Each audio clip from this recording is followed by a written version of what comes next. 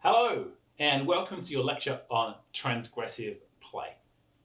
So, in part one, I emphasized that we can't discount media panics about video games as irrelevant, and that understanding discourses about games can be really deeply insightful. And it's really important to recognize that there are differences between media. Some things that are appropriate in literature don't work in film, and the same can be said for video games. This lecture, though, is tied into transgressive play, trying to start thinking about how we can understand kind of cheating and other forms of bad play as play, which is an important part about understanding what is and isn't ethical in the context of games. So I want you to think back to our earlier lectures in week 2 and about how early theories about play were tied into ideas about childhood and the separation of leisure from work. Later theorists, like Calois and Suits, position play as something free and voluntary, and interdependent with and reliant on following rules. But then, what do we make of transgressive play? By this I mean cheating, griefing, spoil sporting, king-making, trolling, and other forms of non-voluntary and intense play like deep play, dark play, role play, BDSM, and other kinks. If we always consider play to be something light and pleasurable, we are only looking at half of the picture. And the intent of this part of the lecture is to push against the tendency that many of us have to equate play with something inherently positive. We're going to bring this into the next 2 modules. Jarko Stenros calls this the idealization of play. And this lecture is very much based closely on 2 chapters, a chapter that he wrote in the Transgressions in Games and Play edited book, and his PhD, Grief Play, a section of his PhD, Playfulness, Play and Games, on grief play and trolling. Jarko Stenros argues that if we look at only half of the picture, we cannot grasp the whole phenomenon and its nuances. If play is idealized as something positive, only positive, when this isn't the case, we're not going to fully understand the phenomena. So we're going to look more closely at some examples of transgressive play to better understand the ways that play can be dark or transgressive, but is still play. The main example that Jarko gives is griefing, or the grief player. And here's a definition of griefing. A griefer, or bad faith player, is a player in a multiplayer video game who deliberately irritates and harasses other players within the game, using aspects of the game in unintended ways. A griefer derives pleasure primarily or exclusively from the act of annoying other users and is such a particular nuisance in online gaming communities. I'm guessing most of us are going to be familiar with this type of griefing, trolling behavior. Now, this discussion isn't intended to justify griefing, which often goes hand in hand with the boundary-keeping behavior that reinforces the toxicity of online gaming cultures. But to note that if we other griefing, if we say that, oh no, that's not play, it mystifies the phenomenon. If we approach it through its different, we obfuscate the similarities between grief play and real play. Examples of grief play might include killing teammates, switching sides, hiding from opponents when there's no tactical benefits just to frustrate them, trapping people in inescapable locations, constantly pausing the game to irritate, destroying people's buildings in games like Minecraft, or luring high-level monsters into a low-level area to kill those low-level players, spawn camping, or stealing people's kills. Jarko Stenros doesn't try to develop an understanding of grief play through a definition, but by looking at the different rhetorics that researchers have about grief play in the scholarship, identifying 7 different grief play rhetorics. The first is grief play as a form of cyberbullying, defined in terms of its impact on a target. If someone feels that they've been harassed, then cyberbullying has taken place. A subset of this rhetoric is where psychological terms are used, especially to portray the griefer as deviant, possibly as sociopathic, even psychopathic, to further this othering of grief play.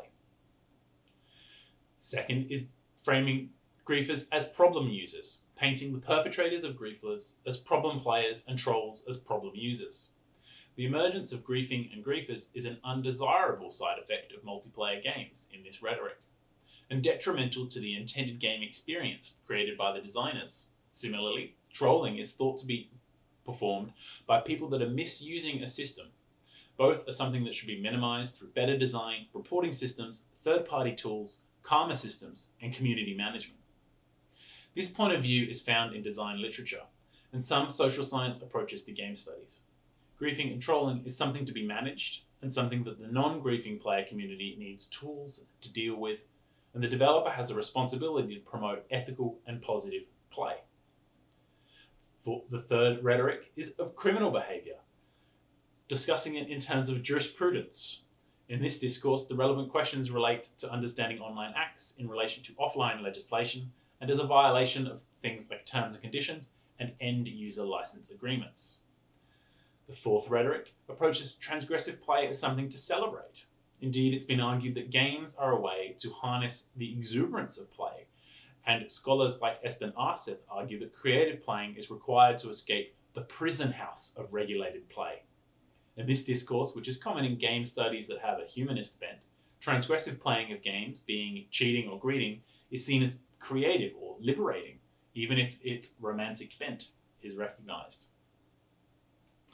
The fifth rhetoric is viewing through a cultural studies viewpoint, situating the activity of griefers and trolls in larger cultural and societal contexts.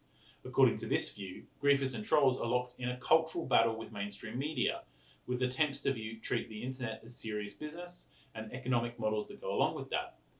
These approaches are quite varied. At the one end of the spectrum, trolls might be regarded as finding entertainment in conflict and being disruptive and impolite in a group on purpose, while at the other, trolling activities are regarded as a new mode of political interaction, the so-called lulz politic that characterizes movements like Anonymous. These are historically connected to other technological renegades, from phone phreakers, hackers, cybertarians, and the hacker ethic, activists negotiating with virtual governance, and whose activities need to be considered in relation to civil disobedience. A good example of this approach is in the Serenity Now bombs a world of funeral warcraft, a famous instance in which a real player really died, and his members of his community led a funeral procession in World of Warcraft for him. Members of Serenity Now attacked this funeral procession, killing both those attending the funeral and the player's kind of reanimated avatar that was being operated by someone else and this form of memorial.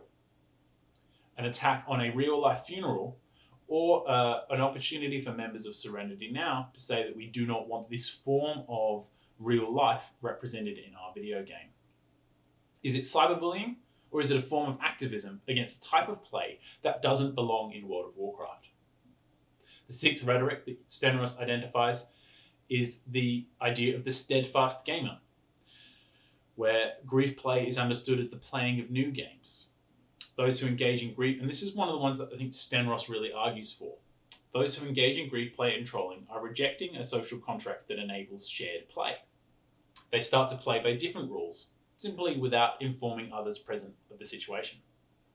It's a kind of asymmetrical play where another participant is viewed as a target to rattle, but it's not just tied to digital domains.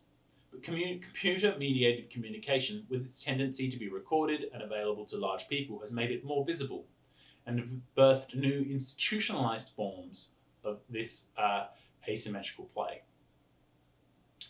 The idea of grief play as playful is different from the rhetorics discussed above under the header of transgressive player. Although transgression can certainly be part of the playing, the emphasis on griefing being playful in and of itself uses elements from the context it's situated in, but it has a logic of its own. It does not merely subvert the play, but it substitutes a new form of play in its stead. As these play activities become more established, they become what Stenros calls games of steadfastness. And finally, although griefing and trolling can be anchored based in playfulness, and such acts carried out socially are play, it doesn't mean that they're nice or even acceptable in a wider context. This brings us to the idea of griefing as the entitled arsehole. What is clear is that griefers and trolls take special liberties in regard to rules. They seem to believe that they are entitled to act the way that they do, and pointing out the deviancy of the behaviour has very little impact on said behaviour. Trolls and griefers are a subcategory of assholes, right?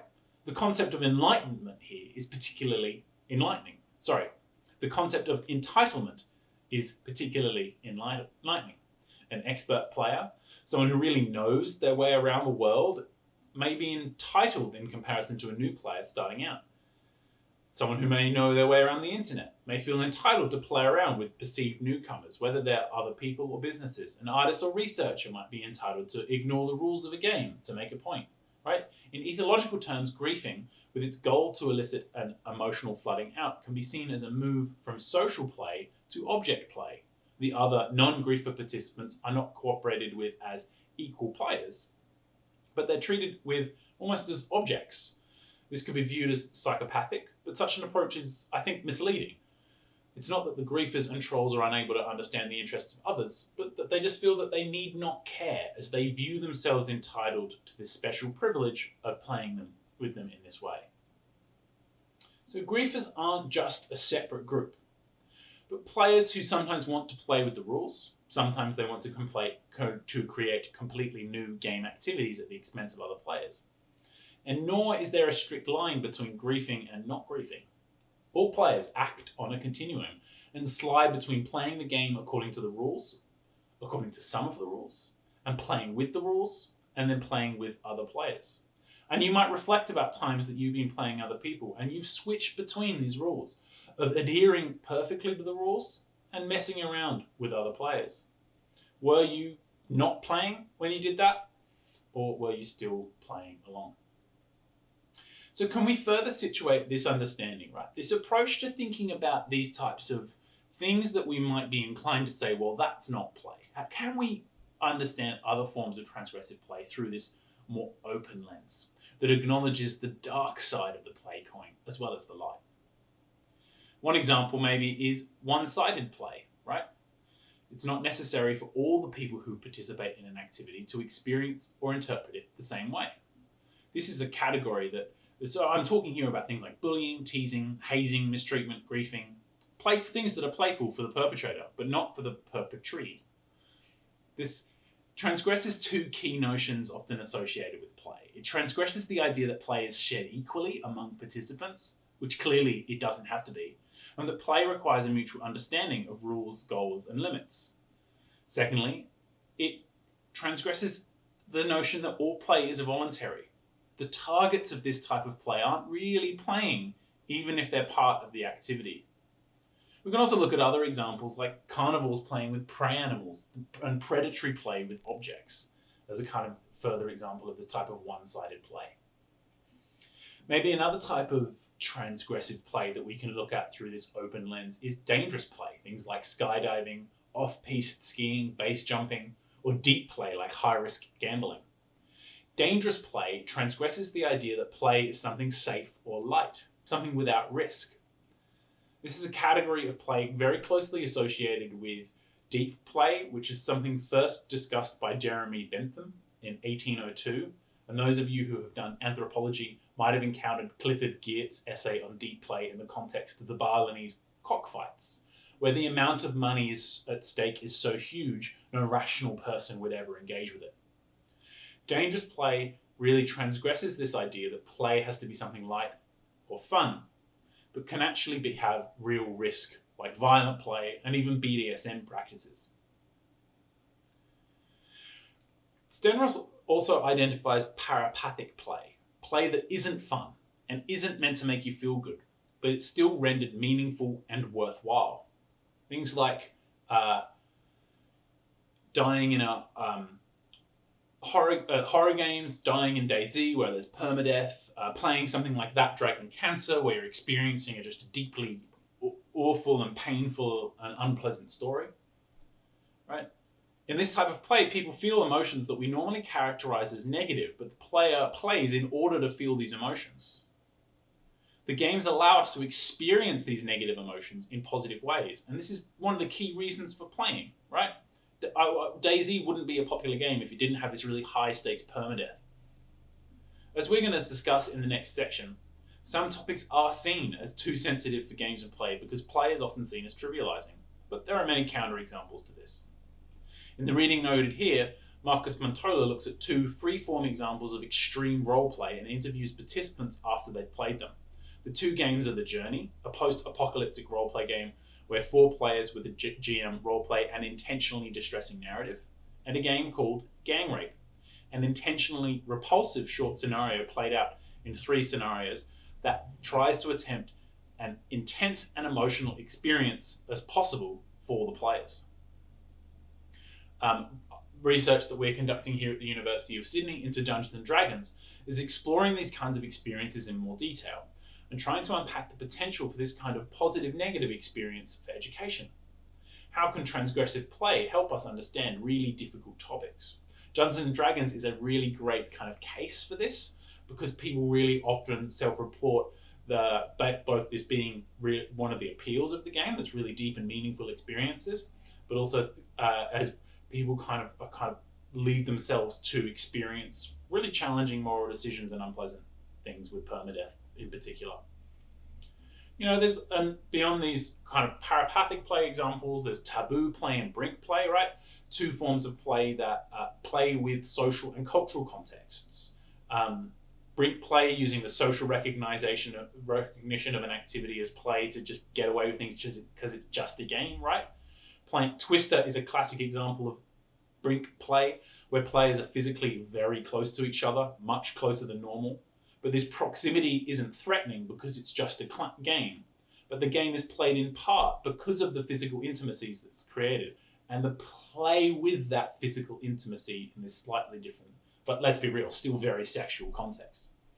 Stonehouse argues that because games and play have this quality of being merely something, they're not often taken as seriously. It gives us an alibi to get away with things that we couldn't do outside of play. It draws its power from positioning itself on the boundary surrounding what is and isn't appropriate, right? Taboo play, as something slightly different to brink play, is activities that are marked as not acceptable even when in play. If it wasn't forbidden, it wouldn't be playful, right? Kissing games are an example because they're defined as play by the social context that surrounds the play, and without the norms, that experience would be very different. If we just walked up to each other, right, if we played spin the bottle, but when you spun, you just shook someone's hand, it wouldn't be playful at all because the game wouldn't be giving us a social context in which we were doing something that we would normally never not be able to do. So to reiterate, if we always consider play to be something light and pleasurable, we are only looking at half of the picture. The intent of this part of the lecture is to push against the tendency to equate play with something inherently positive. And I want you to bring this into the next 2 modules. To summarize, prior research has really idealized play, only really considering play to be something light and pleasurable. The different ways that we talk about transgressive play reflect different perspectives on what play fundamentally is. Doing so offers insights into how games can offer these really positive but negative experiences. They are appealing because we're having a bad time. We can more deeply understand the phenomenon of play by really considering and thinking about these examples of transgressive and dark play. Thanks very much. I really enjoyed this lecture because this is one of the things I really focus on in my research. I hope you enjoyed it too, and I really can't wait to hear your thoughts. See you later.